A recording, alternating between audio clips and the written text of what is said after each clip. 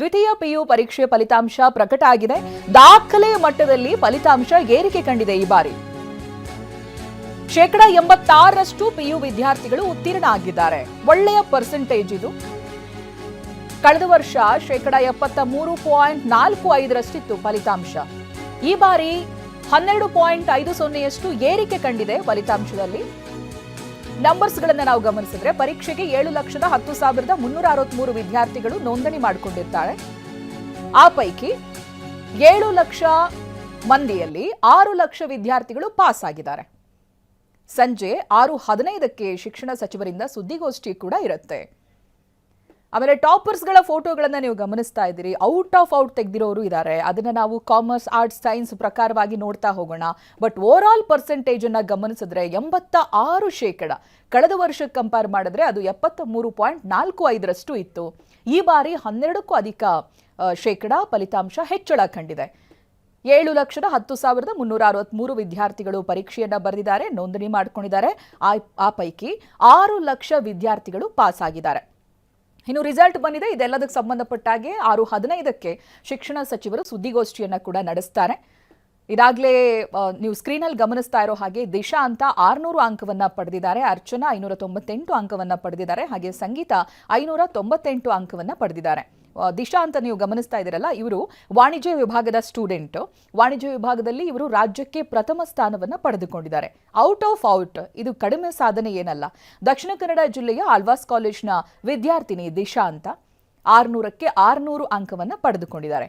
ಮತ್ತೊಂದು ಕಲಾ ವಿಭಾಗದಲ್ಲಿ 600ಕ್ಕೆ 598 ಅಂಕವನ್ನು ಪಡೆದಿದ್ದಾರೆ ಸಂಗೀತ. ಕೊಟ್ಟೂರು ಇಂದು ಪಿಯು ಕಾಲೇಜ್ನ ವಿದ್ಯಾರ್ಥಿನಿ ಇವರು. ಹಾಗೆ ವಿಜಯನಗರ ಜಿಲ್ಲೆಯ ಕೊಟ್ಟೂರು ಪಟ್ಟಣದಲ್ಲಿ ಇವರ ಕಾಲೇಜ್ ಆಗುತ್ತೆ. 598 ಅಂಕವನ್ನು ಪಡೆದಿದ್ದಾರೆ ಔಟ್ ಆಫ್ 600. ಅದರ ಜೊತೆಗೆ ಮತ್ತೊಬ್ಬರ ಫೋಟೋವನ್ನು ಕೂಡ ನೀವು ಗಮನಿಸ್ತಾ ಇದ್ದೀರಿ. ಸಂಗೀತ ಅಂತ, ಸಂಗೀತ ಕೂಡ 598 ಅಂಕವನ್ನು ಪಡೆದುಕೊಂಡಿದ್ದಾರೆ. ವಾಣಿಜ್ಯ ವಿಭಾಗದಲ್ಲಿ 600ಕ್ಕೆ 597 ಅಂಕವನ್ನು ಮತ್ತೊಬ್ಬರು ವಿದ್ಯಾರ್ಥಿನಿ ಪಡ್ಕೊಂಡಿದ್ದಾರೆ, ರೋಷನ್. ನಾವು ಅದನ್ನ ಹೇಳ್ತಾ ಹೋಗ್ತೀವಿ ಯಾರ್ಯಾರು ಎಷ್ಟೆಷ್ಟು ಅಂಕವನ್ನು ಪಡೆದುಕೊಂಡಿದ್ದಾರೆ ಅಂತ. ಬಹಳ ಖುಷಿ ಅಂತ ಹೇಳಿದ್ರೆ ಔಟ್ ಆಫ್ ಔಟ್ ಪಡೆದುಕೊಂಡಿರೋರು, ಪರ್ಸೆಂಟೇಜ್ ಹೆಚ್ಚಿಗೆ ತಗೊಂಡಿರೋರು, ಅವರ ಪೋಷಕರಿಗೂ ಸಂಭ್ರಮ. ಮತ್ತೊಂದು ಕಡೆಯಲ್ಲಿ ಕಾಲೇಜ್ಗೂ ಒಂದೊಳ್ಳೆ ಹೆಸರು, ಕಲಿಸಿರುವಂಥ ಟೀಚರ್ಸ್ ಕೂಡ ಬಹಳ ಹೆಮ್ಮೆ ಪಡ್ತಾರೆ. ಇದು PUC ರಿಸಲ್ಟ್ ಅನ್ನ ನೀವು ಗಮನಿಸ್ತಾ ಇದ್ದೀರಿ. ಓವರ್ ಆಲ್ ಪರ್ಸೆಂಟೇಜ್ ಕೂಡ ಹೆಚ್ಚಳವಾಗಿದೆ. ಜೊತೆಗೆ ಹೈಯೆಸ್ಟ್ ಹೈಯೆಸ್ಟ್ ಮಾರ್ಕ್ಸ್ ಅನ್ನು ತಗೊಂಡಿರೋರನ್ನ ಕೂಡ ನೀವು ಗಮನಿಸಬಹುದು ಸ್ಕ್ರೀನ್ನಲ್ಲಿ. ವಾಣಿಜ್ಯ ವಿಭಾಗದಲ್ಲಿ 600ಕ್ಕೆ 597 ಅಂಕವನ್ನು ಪಡೆದಿದ್ದಾರೆ ರೋಷನ್. ತುಮಕೂರು ವಿದ್ಯಾವಾಹಿನಿ ಕಾಲೇಜ್ನ ವಿದ್ಯಾರ್ಥಿಯವರು ರೋಷನ್ ಅಂತ.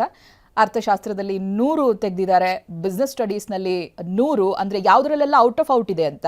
ಹಾಗೆ ಅಕೌಂಟೆನ್ಸಿಯಲ್ಲೂ ಕೂಡ 100 ಮಾರ್ಕ್ಸ್ ಇವರಿಗೆ. ಸ್ಟ್ಯಾಟಿಸ್ಟಿಕ್ಸ್ನಲ್ಲೂ ಕೂಡ 100 ಅಂಕವನ್ನು ಪಡ್ಕೊಂಡಿದ್ದಾರೆ. ನಾವು ದಿಶಾ ಅವರು ಯಾವ್ಯಾವ ಸಬ್ಜೆಕ್ಟ್ನಲ್ಲಿ ಎಷ್ಟು ಮಾರ್ಕ್ಸ್ ಅಂತ ಕೂಡ ನೋಡ್ಬೋದು. 600ಕ್ಕೆ 600 ತೆಗೆದಿದ್ದಾರೆ ಅಂತ ಹೇಳಿದ್ರೆ ಇಲ್ಲಿ ನಾವು ವ್ಯತ್ಯಾಸಗಳೇ ಇಲ್ಲ. ಯಾವುದ್ರಲ್ಲಿ ಜಾಸ್ತಿ ಕಡಿಮೆ ಅಂತ ಹೇಳೋ ಹಾಗೆ ಇಲ್ಲ. ಎಲ್ಲದರಲ್ಲೂ ಔಟ್ ಆಫ್ ಔಟ್, ಎಲ್ಲ ಸಬ್ಜೆಕ್ಟ್ನಲ್ಲೂ ಔಟ್ ಆಫ್ ಔಟ್. 600ಕ್ಕೆ 600 ಅಂಕನ ದಿಶಾ ಪಡ್ಕೊಂಡಿದ್ದಾರೆ. ಹಾಗೆ ರಾಜ್ಯದ ಟಾಪರ್ ಇವರು. ಕಾಂಪಿಟೇಷನ್ನೇ ಇಲ್ಲ ಇವರಿಗೆ. ಕಂಪ್ಯಾರಿಟಿವ್ ಆಗಿ ಇನ್ಯಾರಾದ್ರೂ ಇಷ್ಟೇ ಮಾರ್ಕ್ಸನ್ನು ತೆಗೆದಿದ್ದಾರಾ ಅಂತ ಕೇಳಿದ್ರೆ ಇಲ್ಲ. ಕಲಾ ವಿಭಾಗದ ಸ್ಟೂಡೆಂಟ್ ಇವರು. ಮತ್ತೊಬ್ಬರು ಸಂಗೀತ ಅಂತ ಕಲಾ ವಿಭಾಗದ ಸ್ಟೂಡೆಂಟ್ 600ಕ್ಕೆ 598 ಅಂಕವನ್ನು ಪಡೆದಿದ್ದಾರೆ. ಕೊಟ್ಟೂರು ಇಂದು PUC ಕಾಲೇಜ್ ಇವರು, PU ಕಾಲೇಜ್ನ ವಿದ್ಯಾರ್ಥಿನಿ.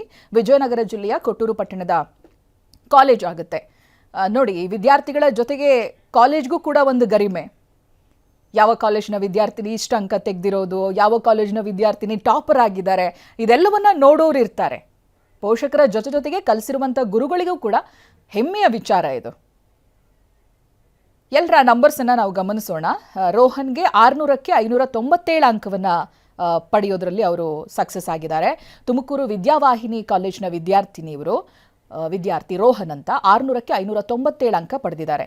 ಯಾವ್ಯಾವ ಸಬ್ಜೆಕ್ಟ್ನಲ್ಲಿ ಎಷ್ಟೆಷ್ಟು ಮಾರ್ಕ್ಸ್ ಅಂತ ನೋಡಿದ್ರೆ ಅರ್ಥಶಾಸ್ತ್ರದಲ್ಲಿ 100 ತೆಗೆದಿದ್ದಾರೆ, ಅಕೌಂಟೆನ್ಸಿಯಲ್ಲಿ 100 ಇದೆ, ಸ್ಟಾಟ್ಸ್ನಲ್ಲೂ ಕೂಡ ಔಟ್ ಆಫ್ ಔಟು 100 ತೆಗೆದಿದ್ದಾರೆ.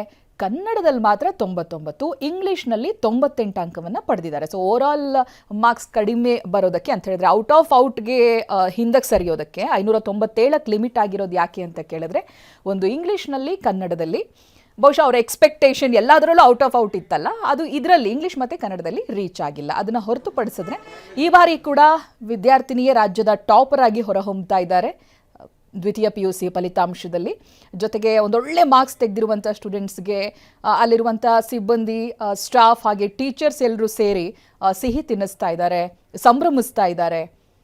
ಹೇಳಿದಾಗೆ ಎಲ್ಲ ಟೀಚರ್ಸ್ಗಳಿಗೂ ಕೂಡ ಒಂದು ಕನಸಿರುತ್ತೆ, ಈ ಬಾರಿ PUನೋ SSLCನೋ ಎನಿ ರಿಸಲ್ಟ್ ಬರಬೇಕಾದ್ರೆ ನಮ್ಮ ಕಾಲೇಜ್ನ ಸ್ಟೂಡೆಂಟ್ಸ್ಗಳು ತುಂಬ ಚೆನ್ನಾಗಿ ಮಾಡಬೇಕು, ನಮ್ಮ ಕಾಲೇಜ್ನ ಹೆಸರು ಮುಂದಕ್ಕೆ ಬರಬೇಕು, ವಿದ್ಯಾರ್ಥಿಗಳು ಮುಂದಕ್ಕೆ ಬರಬೇಕು, ನಮ್ಮ ಕಾಲೇಜ್ನಲ್ಲಿ ಕಲ್ತಿರುವಂಥ ವಿದ್ಯಾರ್ಥಿ ಹಾಗೆ ವಿದ್ಯಾರ್ಥಿನಿಯರು ಒಂದೊಳ್ಳೆ ಹುದ್ದೆಗೆ ಹೋಗಬೇಕು, ಒಂದೊಳ್ಳೆ ಕೋರ್ಸನ್ನು ಆಯ್ಕೆ ಮಾಡ್ಕೊಳ್ಬೇಕು, ಇಂಥವೆಲ್ಲ ಇರುತ್ತೆ.